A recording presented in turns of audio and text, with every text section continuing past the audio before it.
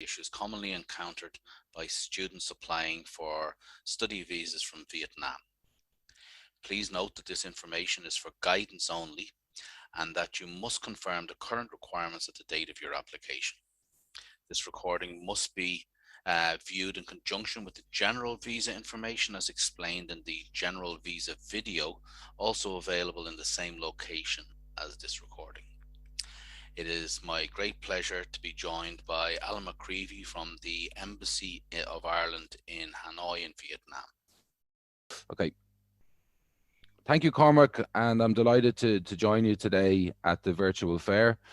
My name is Alan McGreevey, and I'm a visa officer at the Embassy of Ireland in Hanoi. In a previous role, I was also the visa officer at the Embassy of Ireland in Beijing.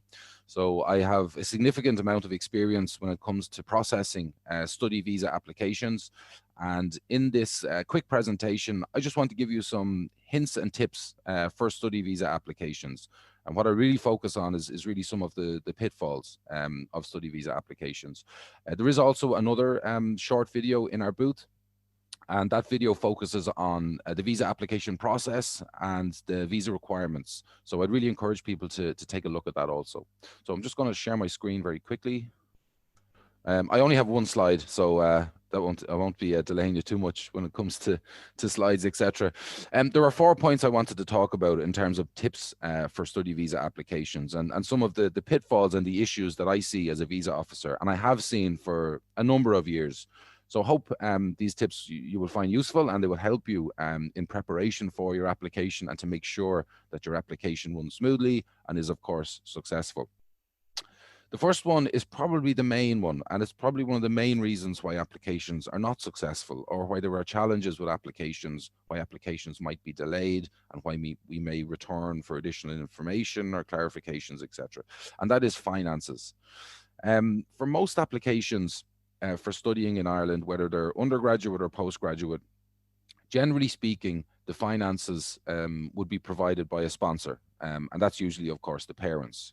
So my tip for people when they're preparing applications is to prepare long in advance of the time that you will commence study in Ireland.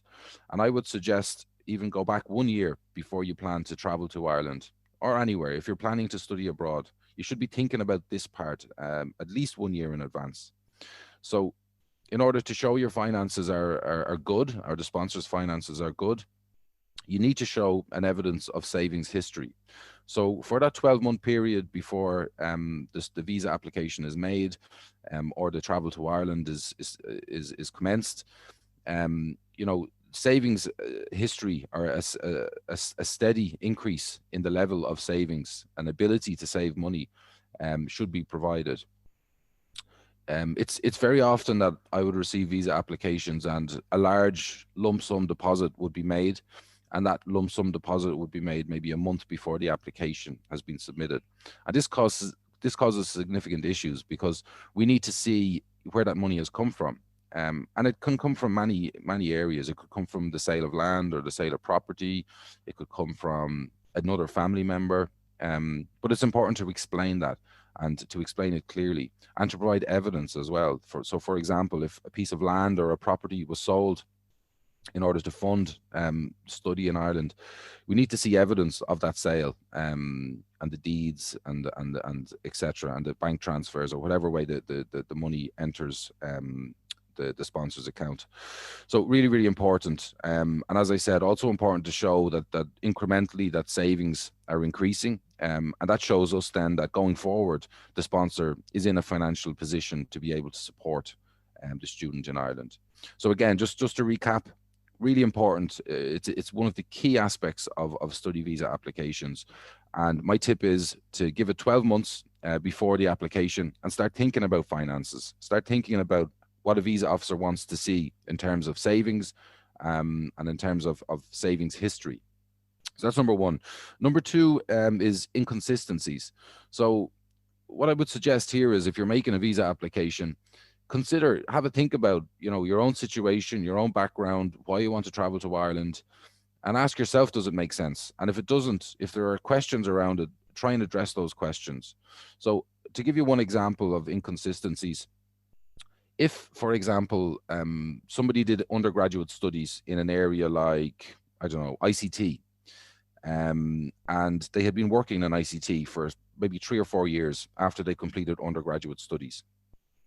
And then they applied to go to Ireland to do postgraduate studies. And the subject that they chose was finance, which is very different to ICT. So that would raise a question for the visa officer. Now, it's not that that question can't be answered, but it's important to explain all of these inconsistencies early in the application. So when making the application, if you see yourself that the visa officer might be unsure about something, in the letter of application, explain it, and it can be overcome very easily. But inconsistencies, they're not generally the main reason why an application would be refused, but they are one of the main reasons why we need to return to you or to the agent to seek clarification, to seek additional documents in order to proceed with the application. And of course, that obviously results in delays. So inconsistencies is number two. Number three is applying too late. So again, we ask that people apply as early as possible. If people can apply with 3 months, that would be really helpful for us. We don't aim to process in 3 months. We obviously aim to process much quicker than that. And at peak times, we hope to process within 4 to 6 weeks. But it's important to be fair to everybody. So for people who have applied before you, and if you apply later, we have to process applications in that order. And also, as I said, when it comes to inconsistencies or clarifications, we may need to return to you and ask for another document. And it may be a document that you don't have to hand and that you would have to go and source. So please give it enough time to allow that process to happen. And the last one I want to talk about is false documents. And I think everyone knows this is an absolute no-no. But I suppose I want to go into a bit more detail about why it's just not necessary. But before I do, I want to say that, the submission of false documents is very, very serious, and it's taken very serious by us at the embassy, and also by our by the immigration authorities in Ireland, Immigration Service Delivery, who are in charge of the visa process.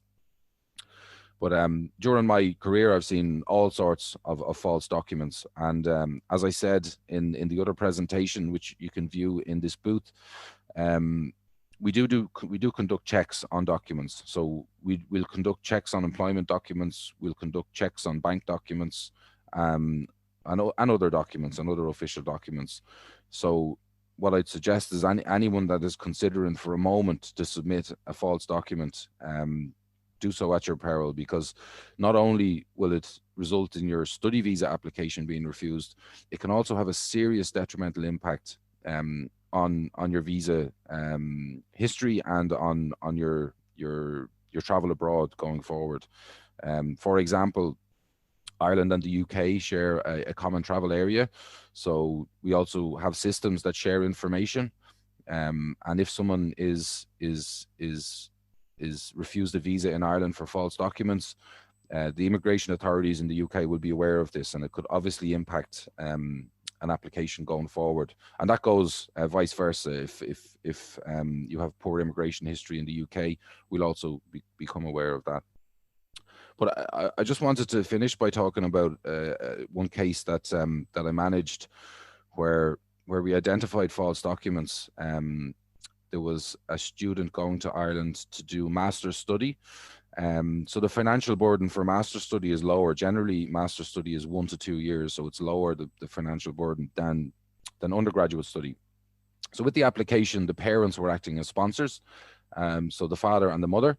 And the mother had, she provided an employment letter. She had very good employment. She had a very good salary, very good savings. There was very little of concern with the application. So the father also provided evidence of employment, and our local team did their checks, as they do, and they discovered that the mother's employment was absolutely genuine, and on her own she could have afforded to support the child during the course of study in Ireland. But then the employment check was also conducted on the father, and it turned out that the father had submitted false employment in support of the application, completely unnecessary. The father was involved. It turned out that the father was involved in casual work, which he couldn't provide evidence of. So he decided, or the family decided, that it would be best to falsify employment records. So it turned out that this person was refused and could not travel to Ireland. But as I said, it was completely unnecessary because there was enough money there. The mother had good employment. So yeah, it's just what I would finally say is just please do not ever submit false documents in support of a study visa application or any visa application, because generally it's completely unnecessary. So so those are my 4 tips for study visa applications.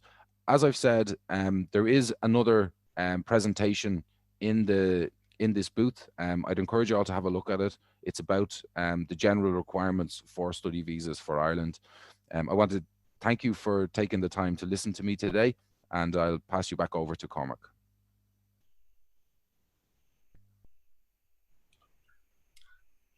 That was excellent, Alan. Thank you very much. Yeah, some really good points for a student, a Vietnamese student, or indeed a student from any country applying for a visa. Those points should be kept in mind in that process. I think it was quite clear.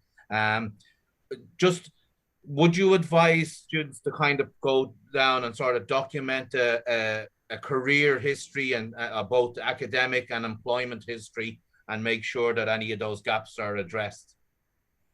Definitely, yeah. I mean, one of the requirements, and this is all kind of covered in the other presentation, which is also in the booth here, is that the applicant submits a letter of application. And in that letter of application, we ask it to be concise. We don't want to have a 10-page letter or anything, but a very short kind of a summary of the person's, I suppose, career, etc. to date. So if the person had done undergraduate, had a couple of jobs, and now wants to go and do a postgraduate study, if they explain that this is where they went and this is where they worked, and when they're thinking about documents, then they can look at this letter and say, okay, so I need to give the evidence of the undergraduate study, I need to give evidence of the employment, and I've had 3 jobs, let's say, before I go for the postgraduate study, and that will help them to kind of break down the thinking of a visa officer also about, you know, the history and where they've been, and help them to decide what documents are needed to support the application.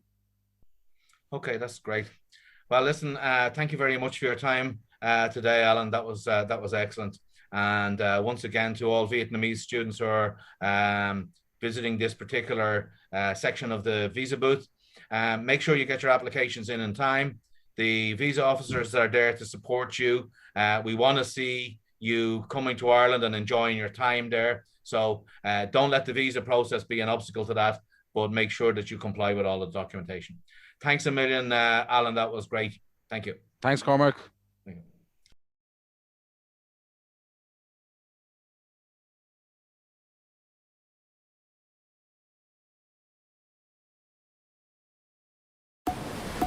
An edge. We're all looking for one.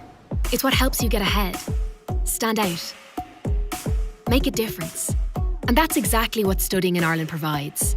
The benefits of an English-speaking education in a country that's at both the heart and the cultural, economic, and technological leading edge of Europe. And maintaining that edge is what drives us on.